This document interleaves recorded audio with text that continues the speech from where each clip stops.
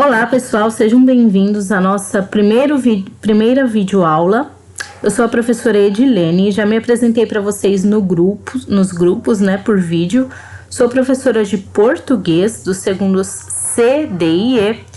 E hoje nós vamos fazer a nossa aula sobre o centro de mídias, sobre os conteúdos que estão sendo abordados no centro de mídias, certo? Essa aula ela é dedicada especialmente para aqueles alunos que estão em ensino remoto, que não se sentem seguros para voltar presencialmente para a escola ainda. Então, se você é do ensino híbrido, está indo lá no rodízio, né, para a escola, não precisa assistir esta aula nesse primeiro momento, porque é a aula que eu vou ministrar durante essa semana, tudo bem? Então vamos lá, a gente vai falar um pouquinho do centro de mídias. Então, esse é o link do repositório, tá? Que são onde ficam guardadas as aulas que já foram passadas no centro de mídias. Então, vou deixar este link na descrição do vídeo. Quando vocês precisarem assistir alguma aula, é só colocar aqui, ensino médio, segunda série. Tem que saber a data de realização. No caso, hoje a nossa aula vai ser sobre a aula que foi passada no dia 9. E o componente curricular, que o nosso é língua portuguesa. Vamos pesquisar aqui.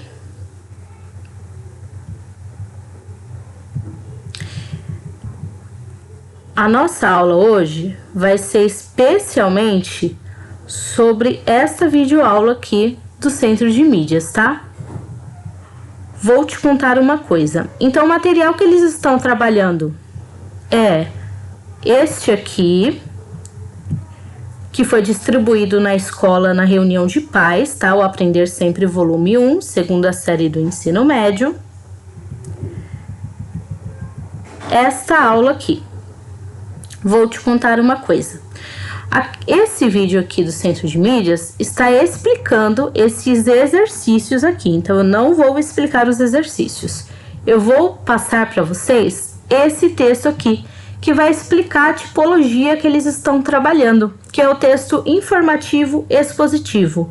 Ele é um texto que ele tem por finalidade informar ou expor alguma coisa, algum fato, algum acontecimento, informações. Então, ele é sempre baseado na realidade e não em narrativas, né? Em histórias imaginárias. Não, ele é pautado na realidade, tá? Ele sempre vai ter uma linguagem clara, segue uma sequência lógica ou cronológica dos acontecimentos, né? Então, começo, meio e fim.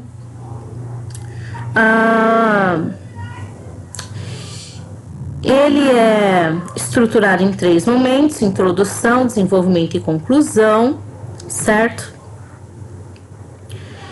E o importante, ele não expõe uma opinião sobre aquele fato que está sendo tratado. Então, a ideia dele não é trabalhar com achismos, mas com realidade, com fatos, tudo bem? Então, dentro dessa tipologia informativa e expositiva, eu trouxe 2 gêneros textuais que estão elencados dentro dele, que é a notícia, que eu acho que todo mundo já teve contato com a notícia, né, em algum momento. É um texto jornalístico, não é literário, ou seja, não conta histórias imaginárias, né, histórias fictícias, não é? Está presente em meios de comunicação, jornais, revistas, internet, rádio, meios televisivos, entre outros. E tem fatos descritivos, narrativos, porque ele pode contar algo que aconteceu, né? Porém, esse algo ele tem que ser real, tudo bem? E situa esse fato em tempo, espaço e as personagens, as pessoas que estão envolvidas, certo? Então, eu listei aqui as principais características, tá? Então, textos de cunho informativo, textos descritivos e ou narrativos, porém de fatos reais, certo? relativamente curtos, veiculados nos meios de comunicação, uma linguagem formal, clara e objetiva. Então, a gente tem que pensar que a notícia, ela sempre quer alcançar vários tipos de público, não é mesmo? Várias pessoas que leem jornais, que consultam sites de informação na internet, que assistem televisão, que ouvem rádio. Então, essa linguagem, ela tem que ser uma linguagem que ela chega a todos os públicos, uma linguagem que ela é clara, que ela é objetiva, que ela é formal, não é mesmo? Então eu não posso usar gírias ou uma linguagem mais coloquial, mais chula do dia a dia que a gente usa com os nossos amigos, certo? Tem títulos chamativos, né? Que são as manchetes. Então ela tem aquele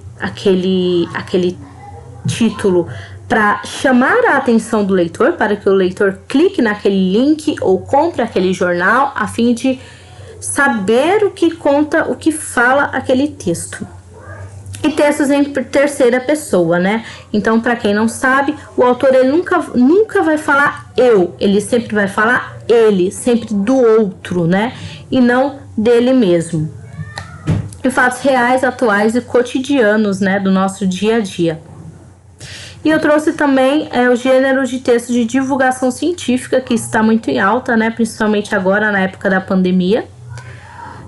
São artigos científicos, então quando há um estudo, uma descoberta de uma nova doença, ou de uma vacina, ou de estudos, né? Da área da filosofia, da área das linguagens, a pessoa ela faz o que nós chamamos de artigo científico, né, para divulgar aquele conhecimento científico para a sociedade. Nós temos algumas revistas que são especializadas nisso, né, revistas científicas, como a eScience dos Estados Unidos, e tem essa ideia de popularizar a ciência, né, de divulgar as descobertas científicas. A gente também pode considerar essa modalidade textual muito utilizada no mundo acadêmico, então dissertações de mestrado, teses de doutorado, artigos científicos, né? O próprio TCC, que é o trabalho de conclusão de curso, se vocês conhecem alguém que é universitário, pode perguntar, ele sempre tem que ser baseado em fatos reais, não é mesmo? Em descobertas da área de estudo e sempre pautado por outros estudiosos, né? Outras pessoas, filósofos daquela área de estudo, tudo bem? Linguagem clara, objetiva, impessoal, então não é como se eu estivesse escrevendo uma carta para um amigo, um e-mail, uma mensagem, não é? É uma linguagem que ela tem que ser formal, porque várias pessoas terão acesso àquilo, né?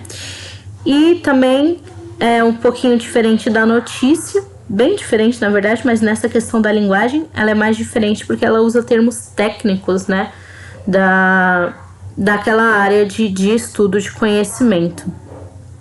E geralmente esses termos técnicos eles vêm grifados com itálico, com aquela fonte itálico do Word. Tudo bem? Eu vou disponibilizar esse texto para vocês na descrição do vídeo e no grupo de WhatsApp, certo? Vocês devem lê-lo. Então, vocês têm a liberdade de ler e fazer anotações, pode ser em tópicos do que vocês acharem importante, que vocês acharem relevante. Vocês podem também copiar, se for mais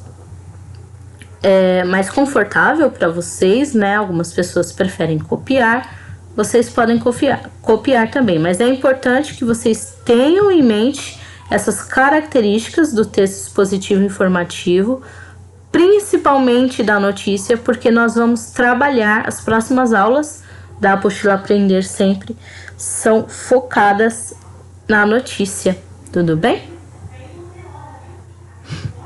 Então é isso, vocês podem fazer as anotações do que vocês entenderem, sobre esse texto. Qualquer dúvida, por favor, me perguntem depois que eu postar essa videoaula. De preferência lá nos grupos de WhatsApp, que para mim fica mais fácil para responder do que pelo YouTube, porque o YouTube não me manda, nem sempre manda notificação dos comentários, tá? Depois dessa videoaula, quem ainda não assistiu essa aqui, pode assistir e fazer a resolução dessa primeira sequência, dessa primeira aula aqui.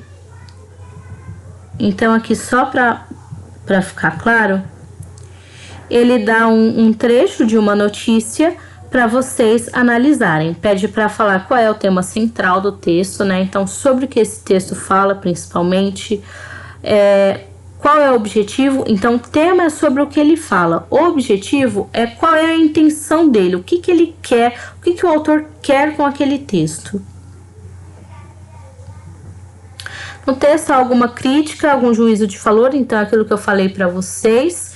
Normalmente a notícia ela não pode trazer opiniões, críticas ou juízo de valor, né? Então, se eu falar que aquilo é certo ou errado, geralmente a notícia não traz isso. Então, este texto aqui da apostila, ele faz isso?